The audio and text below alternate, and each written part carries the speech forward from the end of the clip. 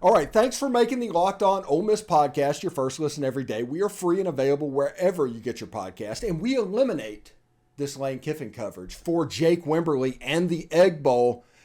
Jake, tell people where they can hear your stuff, what you're doing these days.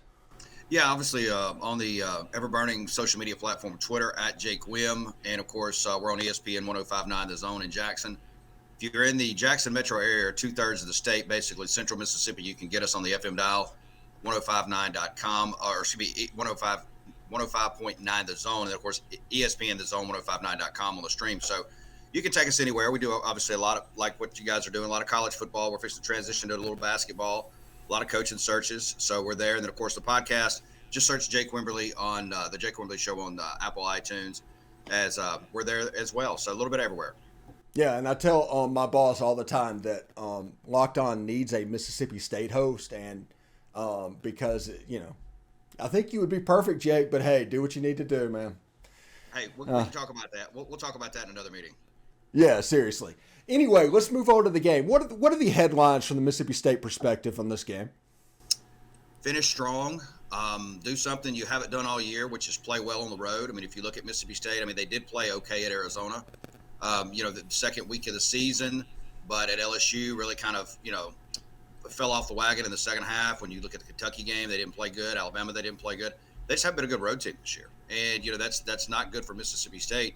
Headed on the road to an Ole Miss program that obviously has a lot of questions outside the line, so to speak. But, we know a team that kind of licking their wounds, coming back off trying to pick up themselves off the mat after the Arkansas game. So I think it's about consistency, playing well.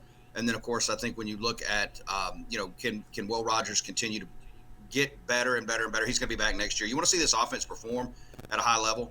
And I think that's the two biggest stories, is consistency and being able to play well on the road.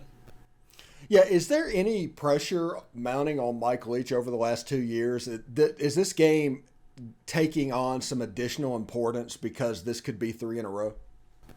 I think there is something to that. Now, do I think he's going to get fired? No. Do I think that the heat may ratchet up a little bit? Absolutely. I mean, if you look at Mike Leach, I think he only won one game against Washington when he was at Washington State. He's 0-2 against Lane Kiffin in the Egg Bowl. So for whatever reason, he has not fared well in these rivalry games. So, Mississippi State's going to punch a ticket to a 13th straight bowl. That is something you can hang your hat on. But when you look at, missed opportunities against LSU, missed opportunities against Kentucky, and then if they were to drop 3 in a row to Ole Miss, I think that definitely adds some pressure to him. Yeah. And this was a brutal schedule this year, playing Georgia and Alabama. I mean, the year 3 Mike Leach magic was kind of stunted by the schedule makers. So next year, it might be a year 4 type Mike Leach emergence, leaving Georgia off the schedule. Now, you talk about Will Rogers, the running game this year. Has Mississippi State actually run the ball more this year? Because everybody's talking about that.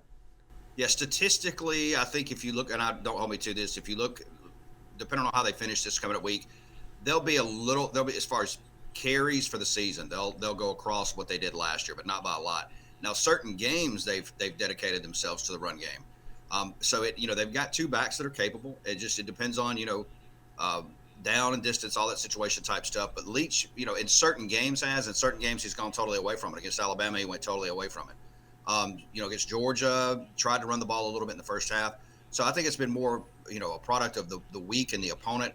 But they have in certain areas committed more to the run. Yeah.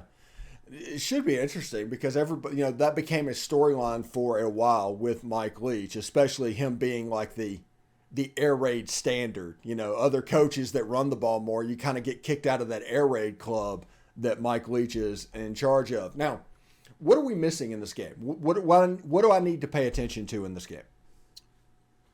Mississippi State's got a pretty darn good defense. I mean, it's not a Alabama, Georgia come off the bus type defense, but it's a pretty salty defense. And so I think if Mississippi State can, take something away from that Arkansas game, maybe kind of, stymie that Ole Miss running game, I think the defense could keep Mississippi State in this game and then make it difficult on Ole Miss. They've played pretty darn well in the secondary. They've been able to kind of button up some things over last year. They led the conference in 40-plus yard plays in the air, which is not something you want to be number 1 in. So, their defense for Mississippi State has been pretty darn good this year and made it tough on opponents. I mean, obviously, again, it's not Alabama, it's not Georgia, but I think defensively there. And then, of course, you look at Mississippi State, the kicking game. If it comes down to a kicking game scenario, Mississippi State is not favored in that. For whatever reason, Mike Leach has not been able to find a legitimate field goal kicker, and that's happened now the last 2 years. State has been very porous in the kicking game. Yeah, that's kind of an interesting thing. Now, after this game, after the Egg Bowl's over, what does the forecast look for Mississippi State? What do you think that's going to happen for Ole Miss in the future? Immediately, I think, if you're talking about both programs, I think, they've got to continue to build out their collectives. I think that's becoming more and more. I think we all know that, because everybody's still trying to learn about this. I mean, we've only been doing this for a year. We've talked a lot about it on my show just because it's a very interesting topic to me on, name, image, and likeness and pay for play and everything. I think, Mississippi State, and of course, with John Cohen going to Auburn, that was the big talking point for the last, several weeks is, he walks out of Mississippi State where he didn't do a whole lot with the collective. Now, obviously, they're working on that in Starkville. But then you look at, he walks into Auburn with a collective of over $13 million. So I think the biggest storylines is, what players will you keep? Because now coaches are going to have to recruit your own rosters. You're going to have to keep those guys there, keep them happy. And then obviously you got to go out with signing day coming up and looking at the calendar here about 3.5 weeks, 4 weeks. So you got the signing day. So, what do these rosters look like next year? Because we saw, with Lane Kiffin at Ole Miss, that roster looked completely different. He was, or for the most part, he was able to do some great things with, transfers coming in. Does Mississippi State have to hit the transfer portal? I think they probably have to in certain areas, possibly on the defensive front. And then when you look at Mississippi State, for all the, smoke and mirrors and air raid that you're going to see on Thursday, Mississippi State still doesn't have a home run hitting wide receiver, a guy that can take the top off the defense, a guy that, kind of that alpha in the room. They need to go find that as well. As far as Ole Miss, there's a lot of questions that potentially could come up over the next week to 2 weeks. But I still think both programs are in a really solid footing. I mean, especially when you look at what's going on at Texas A&M, you look at what's going on. Arkansas is a nice program. They're going to get Mississippi State or Ole Miss every year, one of the two, and the other one's going to get them. So the programs are very similar. LSU, the biggest emergence coming out of this year as far as the West, playing for the SEC title game. So, but I still think Mississippi State and Ole Miss are on good sound footing, regardless of what happens Thursday night, headed into 2023. Yeah, and seriously, what are you hearing on potential bowl destinations for Mississippi State? Bowl destinations, Gator Bowl possibly. You look at Music City Bowl, kind of in that mid-tier bowl. Obviously, they're not going to be good enough to punch a ticket to a New Year's 6-day game. Possibly, but Gator keeps coming up. Mississippi State's been in the Gator several times, but I would assume it's going to be Gator, Music City, one of those types of bowl. Outback Florida, be down there around you somewhere, and okay, somewhere in that Florida area, probably. Yeah, and if Ole Miss wins the game, I think they're pretty much locked into the Citrus. Although Vandy could beat Tennessee, legitimately beat Tennessee in a conversation we would not dare have 7 days ago. No. And then all of a sudden Tennessee could end up in the Citrus Bowl, and I could throw a wrench in the SEC playoff plans, because it's a shame what happened to Hendon Hooker and my Joe Milton jokes. They're locked and loaded, and I'm ready to go for Wednesday night on my SEC After Dark show. There you go. No, you're right. I don't think that Vanderbilt situation, and look, props to them, and those guys have played hard, and to get back-to-back SEC wins for the first time in a number of years, boy, if they could beat Tennessee and get to a bowl game, that'd be unbelievable. Yeah, absolutely. Clark-Lee's done a heck of a job. Anyway, Jake, give me a game prediction on this game. Game prediction on this game.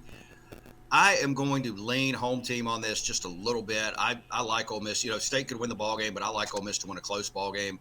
If it's going to be rainy, it's going to be wet and nasty. I mean, we'll see what happens as far as the weather. I like Ole Miss to win the game somewhere around 30-24, touchdown to 3 points. I think, Vegas probably has this thing right. Edge home team. Until Mike Leach can show that he can win one of these games, particularly on the road. State hasn't been a great road team this year. You got a hedge home team. Yeah, I'm thinking 27-24 Ole Miss on this one, and next year's Egg Bowl becomes just a grudge match. That is, no matter what happens, this could be next year could be a 2009 Dan Mullen first year type Egg Bowl. That is my prediction for this game. It very well could. All right. Thanks for making the Locked On Ole Miss podcast your first listen today. For your second listen today, check out the Locked On Sports Today. It's from the games that matter the most to the biggest stories in sports. Go beyond the scoreboard and behind the scenes with the local experts and insights only Locked On can provide. It's Locked On Sports Today, available on this app, YouTube, and wherever you get your podcast. Jake, thank you very much, and always good to have you on the show, man. Hey, I appreciate you as always. We'll talk soon. All right, later. Thanks.